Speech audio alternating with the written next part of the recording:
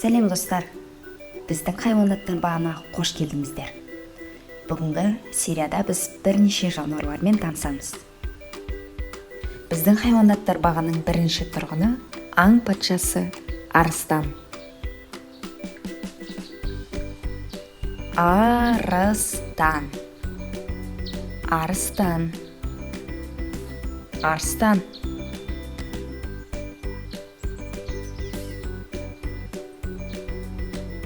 Жарайсыңдар. Біздің келесі тұрғынымыз жолбарыс.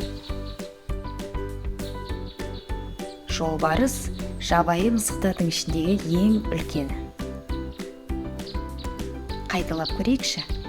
Жолбарыс. Жолбарыс. Жолбарыс. Керемет. Келесі біздің жануарымыз зебра. Зебра өте сақ, тез жүгіретін жануар. Балалар, қайталап көрейікші. Зебра. Зебра. Зебра.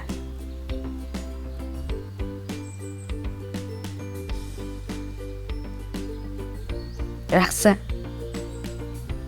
Енді біз пілмен танысамыз. Пілдер жер бетіндегі ең ірі жануарлар. Балалар, қайталап көрейікші. Піл. Піл. Піл.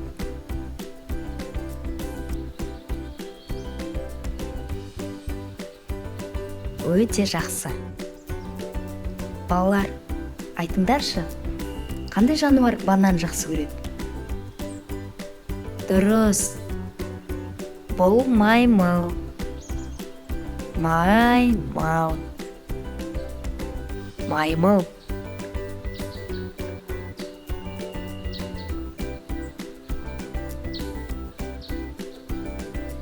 Достар, жаңа бейнероликтерді жіберіп алмау үшін парақшамызға тіркелуді ұмытпаңдар. Келесі эпизодта кездескенше сау болыңдар. Сәлем балалар. Бүгін біз айналамызда жиі кездесетін жабайы құстарды зерттейміз. Ендеше бастайық. Бірінші құсымыз ол көгершін, немесе кептер. Көгершін көп халықтарда бейбітшіліктің белгісі. Балалар, нан қиқымын қоқысқа тастағанша даладағы кептерлерге беріңдер. Олар қуанып, сендерге алғыстарын айтады. Қане енді менімен қайталаңдар. Көгершін. Көгершін. Көгершін. Жарайсыңдар. Қарғалар қорек талғамайтын құстар. Сол себептен оларды кез келген жерден табуға болады. Ұясын ағаш басына кейде қамсын уларына салады. Қарға таңғажайып ақылды және байқампаз құс. Ол аң аулау кезінде бәсекелестерін ұзақ уақыт бойы бақылай алады және жемтігін алу үшін қолайлы сәтті күтеді. Балалар, қайталаңдаршы. Қарға. Қарға. Қарға. Дұрыс. Торғай. Торғай адамдарға жақын жерде ұя салғанды ұнататын ең танымал құстардың бірі. Ол мейірімді, тапқыр құс. Бұл құстардың шырылдаған дауысы көктемнің келгенін білдіреді. Балақайлар, менімен бірге қайталаңдаршы. Торғай. Анық айтамыз. Торғай. Торғай. Жақсы. Қоқиқаз. Қоқиқаздар күлгін немесе қызыл түсті құстар. Тұмсықтары орта тұсында төмен қарай майысып иілген. Ол басын суға батырып, түбін қопарып, судағы жәндіктерді аузына толтырып сүзіп алып қоректенеді. Ал енді жаңа сөзімізді қайталаймыз. Қоқиқаз. Қоқиқаз. қоқиқаз. Жарайсыңдар. Үкі. Үкі негізінен орманды мекендеп, жемін көбіне түнде аулайтын жыртқыш құс. Басы үлкен, көздері бақырайған, қауырсындары жұмсақ. Ұшқанда дыбыссыз қанат қағады. Ұясын жасыруға болатын жерге салады. Үкілердің мойыны ерекше, сондықтан олар басын 270 градусқа бұралады. Күндізгі уақытта үкі ұйықтауды ұнатады, ал түнде аң аулауға шығады. Балалар, жаңа сөзді жаттап алыңдар. Үкі, үкі, үкі. Қандай ақылдысыңдар? Бүркіт. Бүркіт көбінесе тоғайлы және таулы жерде тіршілік ететін жыртқыш құс. Бүркіт қырандар ішіндегі ең ірі әрі күшті, дене бітімі мығым, жылдам ұшатын құс.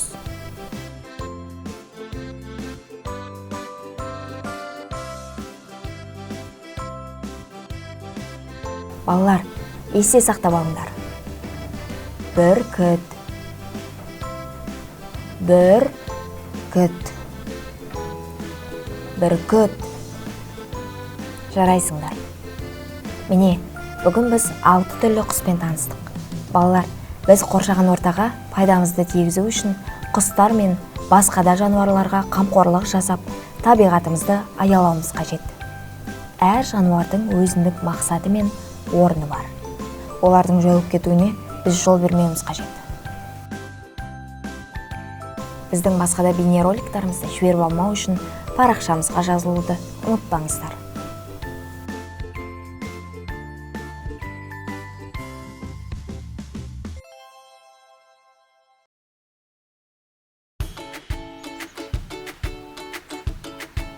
Сәлем достар, біздің фермамызға қош келдіңдер. Бүгінгі бөлімде біз үй жануарларымен танысамыз. Қазақ ежелден мал шаруашылығымен айналысып келе жатқан халық. Қазақ халқының ерекше қадір тұтатын жануарының бірі жылқы. Жылқының шаруашылықта маңызы өте зор. Ол ет және қымыз өндіру, салт міну, арбаға не шанаға жегу, әскери және спорттық бағыттарда өсіріледі. Балалар, менімен бірге қайталаңдаршы. Жылқы, жылқы, жылқы. Бәрекелді. Сиыр мүйізді күйіс қайтаратын жануар. Сиырдың сүті мен еті бағалы тамақ өнімдері. Балалар, сиыр қалай дыбыстайды? Дұрыс. Сиыр мө деп мөңірейді. Қайталап көрейікші. Сиыр, сиыр, сиыр. Жарайсыңдар. Бұқа. Бұқа мүйізді ірі қараның еркегі. Сиырға қарағанда бұқа ірі, салмақты да едәуір ауыр. Балалар, менімен бірге қайталаңдаршы. Бұқа, бұқа, бұқа. Жарайсыңдар. Ешкі мүйізді жүк тұяқты күйіс қайтаратын жануар. Ешкі сүті адам ағзасына өте пайдалы өнім. Оның құрамында әртүрлі дәрумендер бар. Балалар, ешкі қалай дыбыстайды? Дұрыс, ешкі мә деп маңырайды. Қанекей бірге қайталайықшы. Ешкі, ешкі, ешкі. Балапан, сен мұнда не істеп жүрсің? Балалар, балапан анасын жоғалтып алған сияқты. Алдағы уақытта біз балапанға анасын тауып беруге көмектесеміз. Оны біздің үй құстары туралы бөлімімізде көре аласыздар. Біздің басқа да бейнероликтерімізді жіберіп алмау үшін біздің каналымызға тіркелуді ұмытпаңыздар.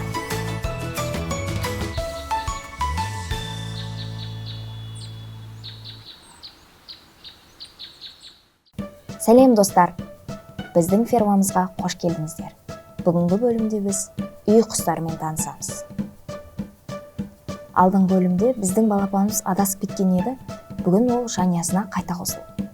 Балапан, енді анаңның қасынан ешқайда кетпе, жарай ма? Балапан тауықтың баласы. Балапанның түсі сары, жүні үлпілдек, жұмсақ. Балалар, бірге балапан сөзін қайталайықшы. Балапан. Балапан. Балапан. Дұрыс. Тауық. Адамзаттың ең кең тараған үй жануарларының бірі. Еті мен жұмыртқасын, қауырсыны мен мамығын алу үшін өсіріледі. Тауықтың басқа құстардан айырмашылығы, ол ұша алмайды. Балалар, қайталаңдаршы. Тауық. Тауық. Тауық. Дұрыс. Әтеш. Әтеш танымал құс. Барлық еркек тауықтарды әтеш немесе қораз деп атайды. Таң атқанда әтеш кукарику деп шақырып, адамдарды оятады. Әтештер жабайы табиғатта өмір сүрмейді. Өйткені олар ұшып немесе жылдам жүгіре алмайды. Балақайлар, есте сақтап алыңдар. Әтеш. Әтеш. Әтеш. Бәрекелді. Қаздардың 40-тан аса түрлері бар. Қаздар көбінесе құрғақта өмір сүреді. Су оларға сусындау, түлеу және кейде демалу үшін ғана керек болады. Олар суда жақсы жүзе алады, бірақ сүңги алмайды. Қайталаймыз. Қаз. Қаз. Қаз. Дұрыс. Үйрек негізінен су құстар болып табылады. Оларды тұщы суда да, теңізде де кездестіруге болады. Үйректің жабайы да, үй құстары болып табылатын да түрлері бар. Үйрек немесе қаз мамықтарын пайдалана отырып, жастық, көрпе жасауға болады. Балалар, есте сақтап алыңдаршы. Үйрек. Үйрек. Үйрек. Дұрыс, осылай. Балақайлар, бүгін біз үй құстармен танысып шықтық. Келесі жолы сендерге басқа да жануарлар туралы қызықты ақпараттармен бөлісетін боламыз. Біздің басқа да бейнероликтерімізді жіберіп болмау үшін біздің каналымызға тіркелуді ұмытпаңыздар. Сәлем достар! Бүгін біз суда өмір сүретін ең таңғажайып тіршілік иелерін зерттейміз. Біз олардың сыртқы түрін, қалай тамақтанатын және теңізде қалай өмір сүретінін білетін боламыз. Өмір сүріп жатқан әлем туралы көбірек білуіміз біз үшін өте маңызды.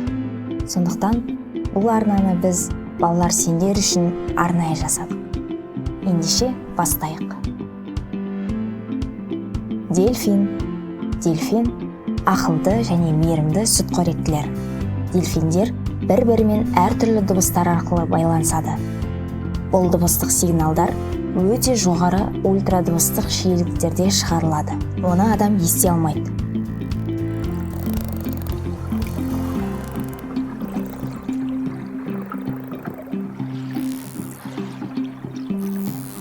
Енді менімен қайталаңдаршы.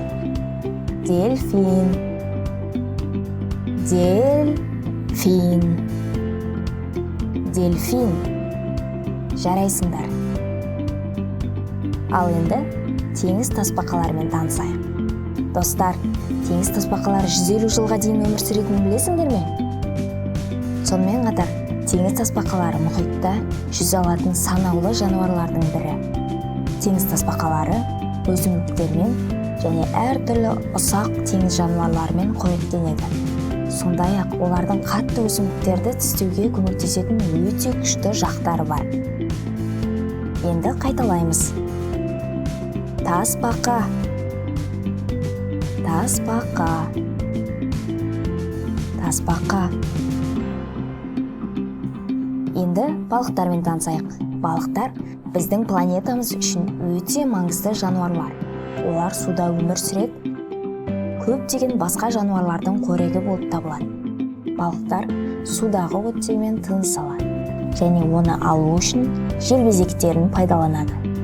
Сонымен қатар, балықтар әртүрлі түстер мен өлшемдерде болуы мүмкін және олардың әрқайсысының өзіндік ерекшеліктері бар.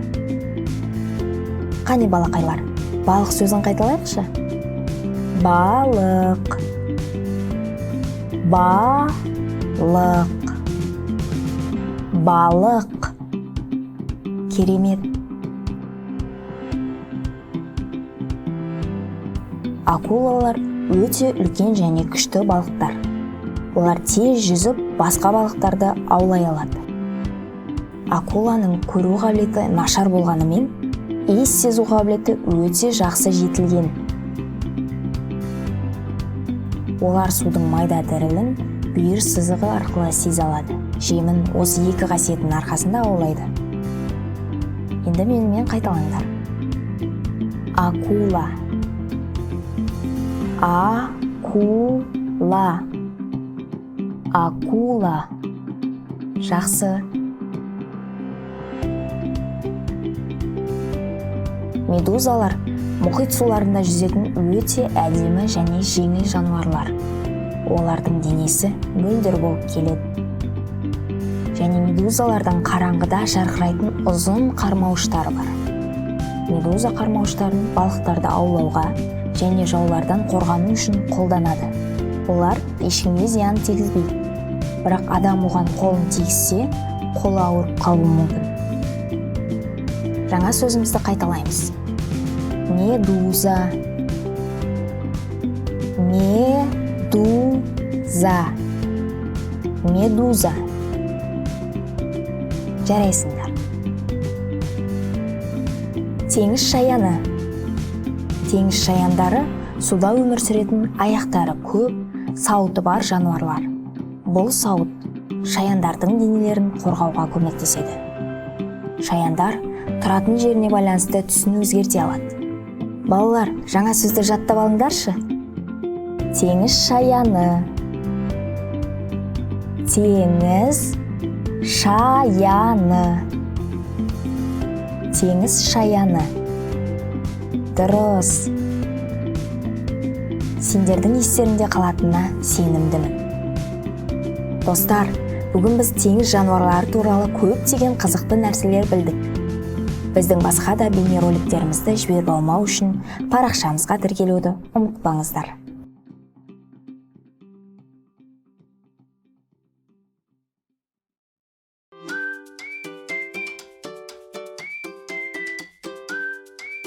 Сәлем менің кішкентай көрермендерім. Бүгін біз фермадағы үй жануарларымен танысуды жалғастырамыз. Балалар, айтыңдаршы, үйді қандай жануар қорғайды? Дұрыс айтасыңдар. Ол ит. Ит күзетші әр адамның досы. Ежелден атам қазақ итті құрметтеп, 7 қазынаға жатқызған. Иттердің есту қабілеті өте керемет дамыған жануарлар. Олар алыстағы жау не ұрыны бірнеше шақырым жерден сезеді.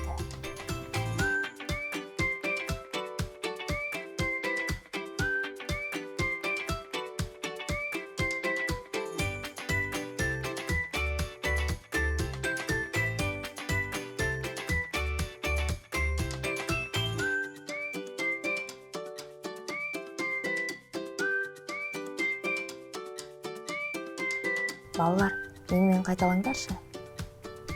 Ит. Ит. Ит. Жарайсыңдар. Келесі үй жануарымыз ол мысық. Үй мысығы өте таза хайуан болып есептеледі. Ауылда да, қалада да үйлерінде мысық ұстайтындар өте көп. Олардың кейбіріне мысық үйіне тышқан жоламау үшін қажет болса, екіншілері мысықты өзіне серік етеді.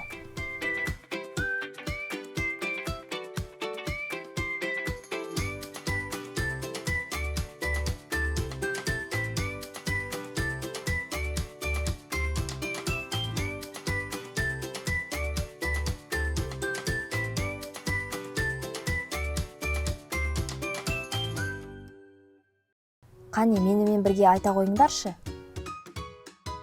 Мысық.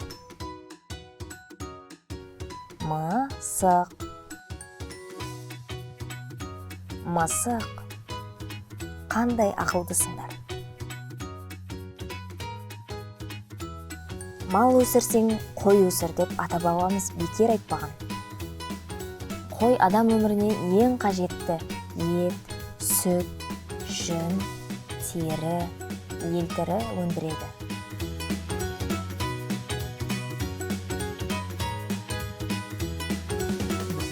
Менімен қайталаңдаршы. Қой, қой, қой. Керемет.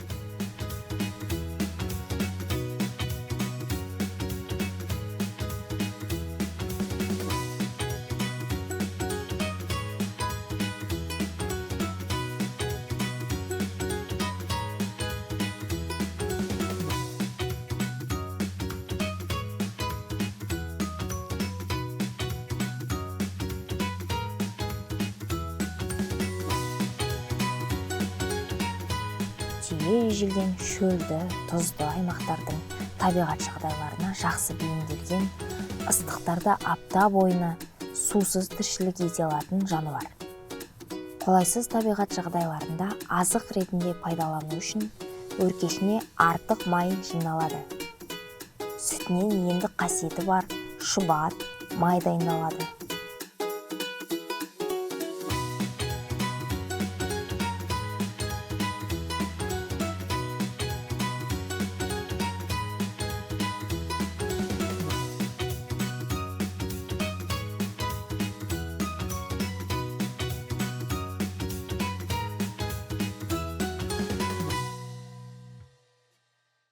Қане, қайталаймыз.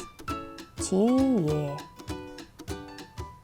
түйе, түйе. Жарайсыңдар. Қазақ халқының ерекше қадір тұтатын жануарының бірі жылқы.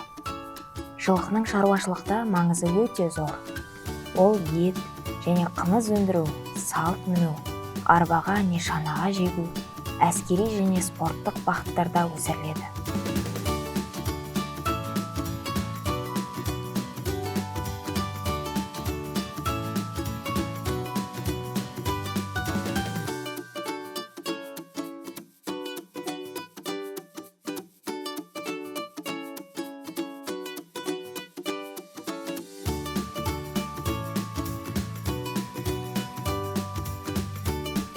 Балалар, менімен бірге қайталаңдаршы. Жылқы, жылқы, жылқы. Бәрекелді. Сиыр мүйізді күйіс қайтаратын жануар. Сиырдың сүті мен еті бағалы тамақ өнімдері.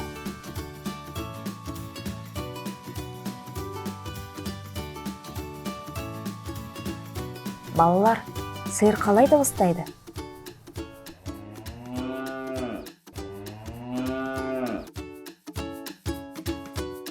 Дұрыс, сиыр мө деп өңірейді.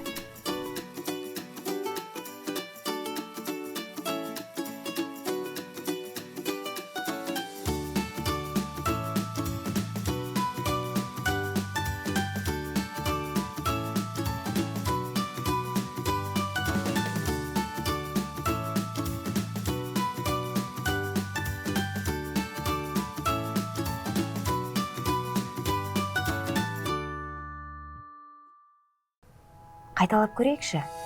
Сиыр, сиыр, сиыр. Жарайсыңдар. Бұқа. Бұқа мүйізді ірі қараның еркегі. Сиырға қарағанда бұқа ірі, салмақты да едәуір ауыр.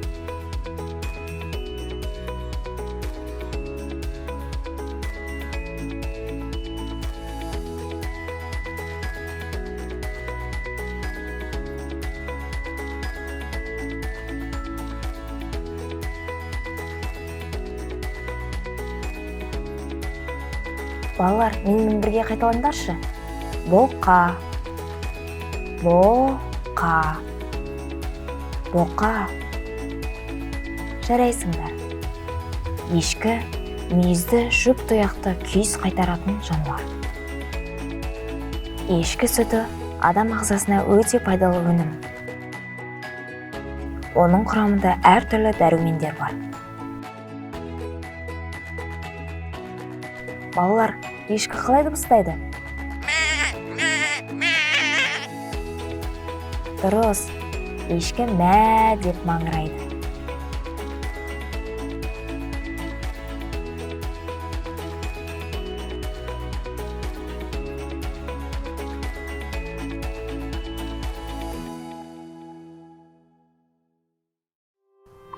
Қанекей бірге қайталайықшы. Ешкі, ешкі, ешкі. Дұрыс. Осымен біз үй жануарларымен танысып шықтық. Балалар, осы сөздерді үйде қайталаңдар. Жарай ма? Біздің басқа бейнероликтерімізді жіберіп алмау үшін біздің каналымызға тіркелуді ұмытпаңыздар.